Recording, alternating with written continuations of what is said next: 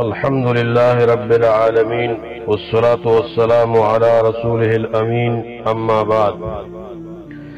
سوال دادے چے دا ترکی ڈراما ارطغرل عثمان ابن ارطغرل ددے ڈرامی شریح حیثیت سدے دا ډرامه سبا دا سدا چې په عوامو خواصو کې ډېره زیاته مشهوره شوې ده او دا د دې ترکو نه نشر کېږي نو دې ډرامه کې څه شرعي نقصانات شته دي یو پکې دا نقصان دی چې د اسلام یو غلط تصور خلکو ته پیش کولی شي پدې کې هغه د صوفیو د ذکر اندازو او د عبادتو اندازو موسیقي او ډول او سورنا او رقص دا نشر کیږي او حلقه بندي چې دا بدترین بدعت دی په اسلام کې د شیطان لاره ده او خلق تشویش کې غورځي عوام په دې باندې دوکشي چې دا اسلام دی بس چې کوم دې کې پیښ شوی دی چې بس دغه ډول او سورنا ده او رقص ته او ګډا ده او په دې طریقې سره ذکر او عبادت دي او غیر مسلم هم د اسلام په باره کې دا تصور کوي نو دا غلطه نظریه پکې خوريږي دین علاوه په دې ډرامه کې ډېرو خیانتونه شوي یو خیانت پکې دا دی چې ګوره ابن عربي په نوم باندې یو صوفي ملحد دی ابن عربي بغیر د الف لام دا دوه شخصیات تیر شوي دي یو ابن العربي دی په الف لام سره چې هغه محدث او فقيه او یو نیک انسان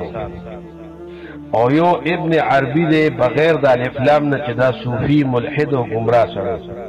د کله کتابونه یې دا غیر معلومی کی خصوص الحکم فتوحات مکیه دا د ابن عربي صوفي کتابونه دي او دې کې د عقاید ذکر شوی دي د وحدت الوجود عقیده د پیش کړی دا چې د صوفیا د شیخ اکبر وای په خپل اشتراک او په دې فتوحات مکیه کې د بعض عباراتو نه معلومی دي چې د ختم نبوت هم قائل نه او دارنګه زی په زی د یهودو په شان ته قران کریم کې تحریف کړي تحریف معنوي دا یو گمراه سره چې ډېر غلط او نظریات او غلط عقاید په دې ډرامه کې د ارطغرل ته یو ځای کې داسې خی د ډرامه کې چې د هغه ته یو تعویذ غونته ورکی تعویذ وته ورکی او دارنګي هغه بیا جنگ شروع کی او دا تعویذ په ذریعہ فتح حاصل کی نو خلکو ته دا یو نظریه پیش کول دي چې د فتح د تعویذ په ذریعہ باندې حاصل کړه یعنی دا یو گمراه کن عقیده بدعي عقیده شرکی عقیده خلکو کې خورول دي په تعویذونو او په دې شوزونو باندې عقیده جوړول دي بل دا چې د ډرامه کې دا خیانت شوی دی چې عقیده نظریه کرتوت او طریقات ابن عربي ملحد پیش کیږي او نوم ورته ابن العربي یک دی پالپلام سره دی کې د دې مقصد دا وی چې خلک په دې دوکشه چې دا هغه ابن العربي محدث او عقاید دی او دا خبرې دي دا قصدن عمدن داسې کیږي خلک په دې باندې دوک کوي حالانکه ابن العربي نیک سره دی او عجیبه خبره ده چې دواړه د اندلس دي او د دواړو نوم محمد دی دا صوفي چې دی محمد ابن علي ابن عربي دی او کوم چې محدث دی هغه محمد ابن عبد الله ابن العربي دی ابن عربي دا رست راغلی دی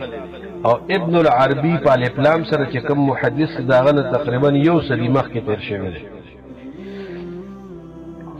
او دا عجیبه خبره ده چې دا مقلدین چې دي کته ترکو دی او کله دې زیدي دا خوري حالانکه د ابن عربي سره د دینه چې دا گمراه دی ملحد دی سره د دینه دی په خپل کتابونو کې د تقلید څخه رد کوي فتوحات مکیه کې او مقلدین بارکه دا وی چې دا نه د الله حق په لار روان دي نه د رسول الله او نه د خپل امام په لار روان بلکې د ټولو نه دا گمراه دي د مقلدین مبارکه دا یو خبره کوي نو دې ډرامه کې ډېر اسلامي نظریات او عبادت او غلطه طریقه خلکو ته پیش کولی کیږي د وحدت الوجود نظریه په تعویذونو باندې عقیده او ذکر داسې د رقص په انداز باندې منځونو عبادت په ذکرونه په غلط انداز پیش کول دا یو انتهایی گمراه کن کار دی پدې کې نو دارنګه د دې ځان ساتل پکار دی دا ډرامه شرعي لحاظ سره نورم پکې ډېر منکرات دي شرعي لحاظ سره پکې منکرات شته دي نو خیانتونه پکې دي او د ډېر حقایق پکې مسح شوي دي اسلامي حقایق پکې کې مسح شوي دي ډېر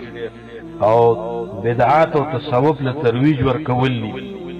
لہذا شرعي لحاظ سره دا ډرامه چې دا درسته نه ده